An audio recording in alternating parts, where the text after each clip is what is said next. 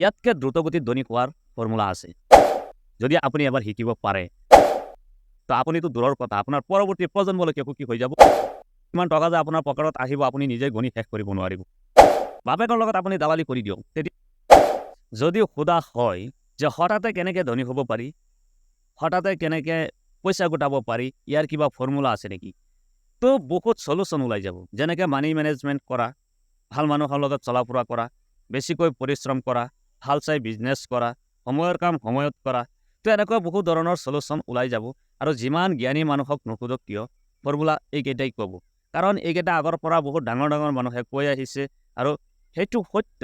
কিন্তু আজিকালি মানুহৰ সময় ক'ত এইবোৰ কৰিবলৈ? কেতিয়াও নকৰে। আজিকালি মানুহে বিকল্প ব্যৱস্থা ওলাই লৈছে। ইয়াতকৈ দ্ৰুতগতিত ধনী হোৱাৰ ফৰ্মুলা আছে। যদি আপুনি এবাৰ শিকিব পাৰে, তো আপুনিতো দূৰৰ কথা, আপোনাৰ পৰৱৰ্তী প্ৰজন্মলৈকে সুখী হৈ যাব, ধনী হৈ যাব। তো এই ফৰ্মুলাবোৰনো কি? যদি আপুনি শিকিব বিচাৰে বা জানিব বিচাৰে, তেতিয়াহ'লে ভিডিঅ'টো এটা লাইক কৰি পেলাই শ্বেয়াৰ কৰি দিয়ক। আৰু যদি বেছি ভাল লাগে, তো চেনেলটো ফ'ল' কৰি ৰাখক। কাৰণ পৰৱৰ্তী এনেকুৱা ধৰণৰ বহুত ভিডিঅ' আহি আছে এটাৰ পিছত এটা। তো গাইজ, হঠাতে ধনী হোৱাৰ প্ৰথম ফৰ্মুলাটো হৈছে লোভ। লোভীয়া হ'ব লাগিব আপোনাৰ। আপুনি যদি এবাৰ লোভীয়া হ'ব পাৰে, তো এই লোভৰ খাতিৰত কিমান টকা যে আপোনাৰ পকেটত আহিব আপুনি নিজে গণি শেষ কৰিব নোৱাৰিব। তাৰ পিছত হৈছে দালালি। য'তে ত'তে আপুনি দালালি কৰা শিকিব লাগিব, জানিব লাগিব। বাপেকৰ লগত আপুনি দালালি কৰি দিয়ক, তেতিয়াহে পকেটত পইচা উঠিব। নহ'লে আপুনি হঠাতে ধনী হ'ব নোৱাৰে। দালালি কৰাটো এটা পেচা, বুজি পালেনে? তাৰ পিছতটো হৈছে ঘোচ।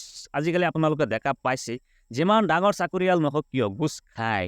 আৰু ঘোচৰ পইচা যদি পকেটত নুঠে, তো সিহঁতৰ ভাল নালাগে। চাকৰিত যেন কিবা মূল্যই নাই। গতিকে ঘোচৰ পইচা উঠিব লাগিব। মানে দৰমহাৰ টকাৰে পেট যেতিয়া নভৰে তেতিয়াইতো ঘোচ খায়। আৰু চাকৰিৰ দৰমহা যদি পায় 30,000 টকা, তো সেইটো মাহত আপুনি 2 লাখ টকালৈকে ঘোচ খাব পাৰিব। তো আপুনি ধনী নহ'ব, কোনে ধনী হ'ব কওকচোন? তাৰ পিছতো হৈছে বেইমানি, মিছা কথা কোৱা। য'তে ত'তে আপুনি মিছা কথা কৈ দিব। মিছা কথা ক'লেও বহুত টকা পোৱা যায়। কোনোবা ধৰক আপোনাৰ তাত টকা পায় 5,000, আপুনি কেনেবাকৈ যদি বেইমানি কৰি দিব পাৰে না, খালি বেইমানিত এটাই কথা যে মই নিয়া নাই, বেইমানি কৰি দিব, তো সেই 5,000 টকা আপোনাৰ পকেটতে থাকি যাব। গতিকে এনেকুৱা ধৰণৰ ফৰ্মুলা যদি আপুনি অৱলম্বন কৰিব পাৰে, তো আপুনি ধনী হোৱাটো একেবাৰে খাটাং। আৰু এনেকুৱা ৰাস্তা বহুতে আজিকালি অৱলম্বন কৰিছে। আৰু বহুত কেইটা কাৰণ আছে, এতিয়া নকওঁ, সন্ধিয়া হৈ গৈছে। কিন্তু সৎ পথেৰে, সৎ উদ্দেশ্যৰে আৰু সৎ কৰ্মৰে কেতিয়াও হঠাতে ধনী হ'ব পৰা নাযায়। এয়াও কিন্তু বাস্তৱ কথা, সত্য কথা। আমি আগৰ পৰা শুনা পাই আহিছোঁ জ্যেষ্ঠজনৰ পৰা।